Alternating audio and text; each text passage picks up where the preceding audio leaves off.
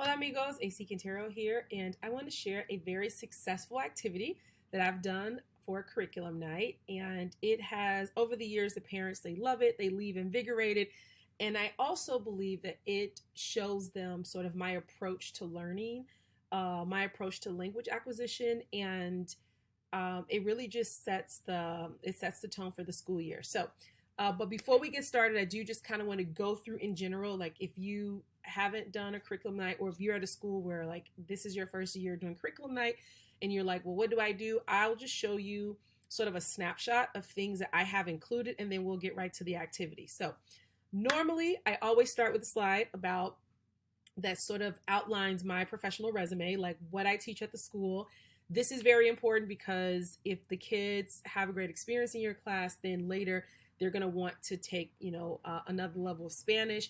And that really, we want to keep them in real language as much as possible. So in Illinois, they're only required to take 2 years, and we have Spanish through a college dual credit. Like I teach a college dual credit class. We have AP Spanish, we have AP Lit, and so we want to keep them as long as possible because we want them to graduate bilingual. We want them taking the syllabi literacy test, and we want them to have a fully functioning second language. So I like to include those levels. I include my experience and anything relevant.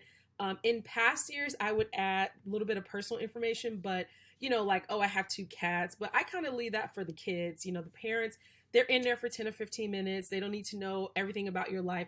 Although I do believe having those details make you a more personable, teacher, but I'm okay with just limit it to the professional aspect. Also, I love to let my level 1 parents know, my Spanish 1 parents know that I was a middle school teacher, because that kind of puts them at ease. A lot of these kids, they're coming from 8th grade, and, there's that transition period. So I think having that experience really helps me to be a successful level 1 teacher. I also love to start with a quote. So this is a paraphrase. And one of the things that I like about this, or sharing this with parents, is it's sort of a springboard for me to talk a little bit about how I make the curriculum comprehensible, how I activities such as weekend talk, special persons, and really bringing in the student's life to the curriculum, and how that makes learning a language a little bit more accessible for them. So I always, choose whatever quote, but I like something that really frames my philosophy and connects to sort of my why. All right, so this is an activity I do. You can do this with any book. I do this with La Clase de Confesiones. I've done it before with Agentes Secretos. And I normally have, I used to give a book to every parent, but I don't, because then they're like looking through the book and then they're not paying attention. They're like the kids sometimes. And the purpose of this activity is to show them how, number one, how we do engage in like reading language learner novels, number one, and then how those novels are simplified for the learner. Because a lot of times when I share with parents that we're going to read books in the class, they're like, oh, are you going to read Don Quixote? And I'm like, well, the comprehensible version, or they kind of feel like, oh, this is Spanish 1. How are you guys, reading a book? And because we're a teacher and we're like swimming in professional development and all these resources, we don't really, sometimes I never, or in the past, I didn't make that connection. And so this way I'm showing them that when I say, oh, we read a book in class, and your student didn't, your child didn't do whatever activity, they understand like, oh, this is the book, this is the level of the book, and the activities are totally comprehensible. So now, how I do this is, as I read, I tell parents to drum on the desk when they hear a word that they think that they know. Okay, so a word that's familiar, and I do this exactly how I would do this in class. If I were reading something, or if I was writing like a story on the board, I use the same technique. So I start off and I go, Carlos está feliz. Está feliz porque está en la clase de español.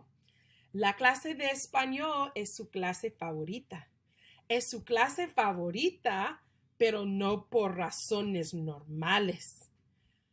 Por ejemplo, a Carlos no le gusta leer, no le gusta escribir. no le gusta buscar palabras en el diccionario. And I'll have like a little dictionary there. And then I'll go back and I'll ask, and I'll say, what do you think feliz means? And then the parents are like, oh, happy, you know.